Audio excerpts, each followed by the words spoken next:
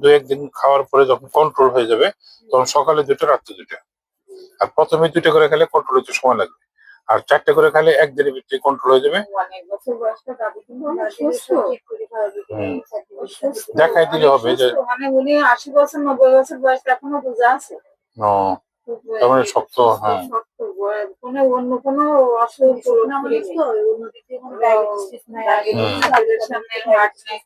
নেই, শুধু এই ব্যথা বয়স হয়ে গেছে। বাবা ছিল একবার, তারপর থেকে আর কি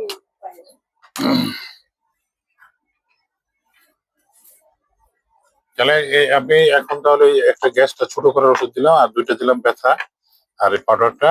আর এছাড়া তো আর কোনো সমস্যা নেই। এটা কি জন্য গেছেন? ওই যে আপনার বায়ুপথের যে আপনি বললেন যে ব্যথা করে, মানে এরপর একটু মাংস ঝুলে আছে, এটা হলো কমবে। এই 2টো হলে ব্যথা কমাবে, এটা হলো পায়খানাটা স্বাভাবিক করবে, গ্যাসটা কন্ট্রোল করবে। এছাড়া আর কোনো সমস্যা আছে? না, এমনি আর কোনো সমস্যা তাহলে নেই। বেশি কষা সকালে এটা না, এটি ব্যথা থাকুক বা না থাকুক, এটা নিয়মিত খাওয়া যাবে।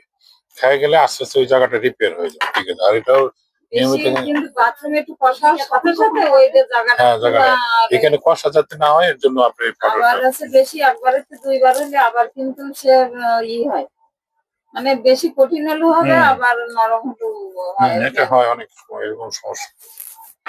না, এটা পাউডারটা আপনি মার্জিত ভাবে খাবেন, যে এটা এমন ভাবে খাবেন যে আপনার কষাও যাতে না হয়, আবার নরমও যাতে না হয়। পরিমাণটা একটা হাফ চামচ খেলে, হাফ চামচ খেলে 2 বেলা। হ্যাঁ, মানে যদি রোজা থাকে ইফতারের পরে খাবে, সেহরি টাইমে খাবে, আর রোজা না থাকলে সকালে রাত্রে।